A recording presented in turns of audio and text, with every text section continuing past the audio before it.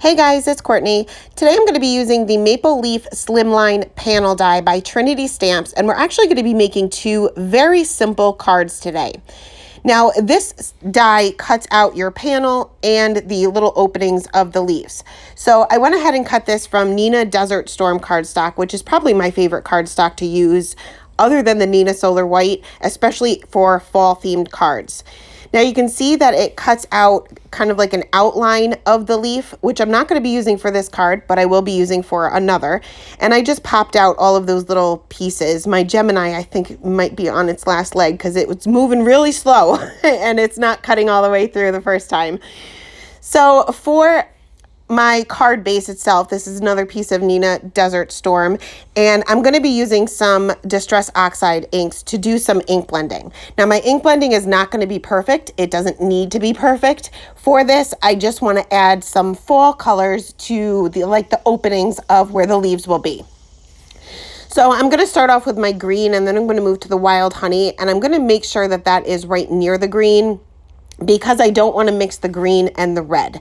Once you do that, you're going to make mud. They are complementary colors. So you always want to make sure you're avoiding putting complementary colors directly next to one another, or else you're not going to get that pretty of a color, even though it's a fall card, so it doesn't really matter if there's some browns in there. In fact, it probably would have been a little pretty if I did that, but I'm just thinking of that now as I'm doing this voiceover. So I'm going to finish off with the red. And once I added the red, I realized how bold it really was. The Desert Storm cardstock kind of tones everything down, but not the red. So I took just a clean blending brush here and kind of just blended all these colors together while my ink was still wet, and it worked out good. You can see the blending isn't perfect, but like I said, it doesn't need to be. Next, I'm going to adhere my main panel here down to my card base, and I'm making sure that I'm putting glue everywhere because there's so many little bits and pieces that can lift. I want to make sure that those are completely glued down. I did have an ink smudge here. I didn't use my sand eraser because I was afraid that it was going to take too much of it off, because I don't know whether you can see on camera, but it's kind of like a little frame in this die, so I didn't want to take that away. So I just used a regular eraser, and I'm just going to pop my sentiment over that ink smudge. Now I did have to lift up some of these corners just to make sure that they were completely stuck down. The ink is still a little wet, so it's going to take a little bit longer for that glue to set. Next, I can put my leaf outlines, I guess you would call it, into the center of all of these openings. Now remember, I have the outlines as well, but I'm skipping that. I'm just putting like I think it would be the veins of the leaves. I don't know. But you can also see I'm not being all that careful. I don't care if glue squishes out because that's going to be all covered up later. So you don't have to be too careful. They are pretty intricate, and by the end my hands were full of glue, but you do want to make sure that it dries. And if you are using a liquid glue like I am, you do want to make sure that you are using one that will dry clear. It doesn't really matter if there's anything left over. You just want to make sure that it dries clear or matte or shiny. It doesn't even matter at this point. So I'm just going to stick that last one down there and just let that dry for a little bit. This glue dries pretty quick, but I am going to stamp out my sentiment. Now I'm using a sentiment from the Pick of the Patch stamp set, which I used about a week ago or a week and a half ago. It's all the pumpkins, but I'm just going to stamp that with Simon Says Stamp black ink. I did try something else, as you can see by my scrap paper there. Didn't work out. So I'm just going to stamp with plain black ink, cut that down into a sentiment strip, and then pop that up with some foam tape directly over that ink smudge so that nobody is even going to know that it is there or that it was there. Finally, you guys know me, I am going to load up this card as well as the next one with my glossy accents. Now you can use a fine tip for this if you want, but I really didn't have a problem getting into all of these areas. I kind of just squeeze a little bit out and then use the nozzle to spread it out. I'm not putting a whole lot in here, but I am going around each one of these little openings. Now, also Glossy Accents is going to appear pretty cloudy in the beginning, but it will dry crystal clear. Also, you want to make sure that you're remembering that you are putting this on a water reactive ink and you're adding moisture to it. So your colors are going to continue to blend a little bit, and as it dries, your colors may be a little bit muted or even a little bit more blended than they were to begin with, which I'm totally okay with. So I went ahead and finished up by filling in all of these little openings for all 3 of these leaves. Now it looks a little bit cloudy, like I said now, but at the end I will put some final project photos so that you can see how it actually dries. Now I'm not going to make these outline here go to waste. So I'm just going to add a little bit of color to them. I'm going to use my Copic markers. I'm using the chisel nib just because it's a little bit easier, and I'm kind of just scribbling out some fall colors. Like I said, I'm going to make sure that I'm putting colors next to each other that are going to blend. So kind of like that burgundy color I'm going to put next to the oranges. I'm going to put the orange on both sides, and then I'll finish off with the yellow next to the orange because the yellow is not really going to blend with that burgundy.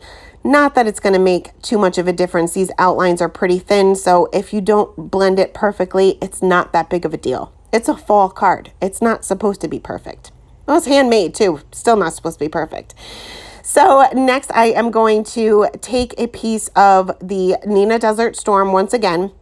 And I always have these already pre-cut to an A2 size card, but I am going to trim this down just by 1/4 of an inch on the side and the top or bottom, whatever. And then I am going to glue these down again with my Tombow Mono Multi Glue. This time I want to be a little bit more careful. Again, it doesn't matter if a little squishes out, but I want to be a little bit more careful. And the way I do that is I don't even squeeze the bottle. Whatever comes out, comes out. A little goes a long way with this glue. So I'm just kind of dabbing it around the edge of the die cut, and then I can stick that down. Now you can put this under something heavy to make sure that it sticks flat, but I find that the Tombow Mono Multi Glue sticks pretty quickly. So I don't really have to do that. But depending on what glue you use, you may have to put it under something heavy just so that it dries flat. So now that that is on there, I kind of had to maneuver that one because my hands were a little sticky from the glue. Kind of had to fuss around with that a little bit, but I am going to mat this onto a piece of kind of like a rust color cardstock. And this is just something I have in my stash. I don't label my cardstock. I just throw my cardstock into kind of color coordinated, but I don't label it. So I don't know what color this is or what brand it is, but it is a little bit larger than my card panel and still a little smaller than my card base, which will also be Neenah Desert Storm. That way I have a little bit of a frame. This is a really simple card, so I want it to kind of pop a little bit. I'm going to use a sentiment from the Harvest Rainbow stamp set, and it just happens to fit perfectly in the lower left-hand corner. And I'm going to stamp that with Just Rust ink by Hero Arts right there in the corner. Now this is a dye ink and it's a shadow ink, so it looks a little blotchy now, but it will dry solid. So next I'm going to add some shimmer. My shimmer pen by Nuvo is pretty much dried up along with all my other shimmer pens. I'm in desperate need of a haul for just basic crafting supplies. I'm pretty much out of everything, but I added a little bit of water and alcohol to it. I don't know whether I'm supposed to or not. I know you can refill these, but I don't know how, but I added a little bit to it and it seemed to work, but I'm only going to add it to one. It will show through the glossy accents, but I just don't have enough to add the shimmer to the second one. So I'm going to fill these all in with the glossy accents. Now this is a large area, so I'm working on kind of small sections at a time. And once again, using that nozzle to make sure that I get right up to the edge of each one of the leaves. Now, when you're filling in a large area like this, you want to make sure that you're constantly slightly squeezing the bottle. You don't want to squeeze it too much, but you don't want to stop and then start up again, because that is how you get your air bubbles, which are sometimes hard to get rid of with glossy accents. But that is it. I just finished up filling in the other leaf.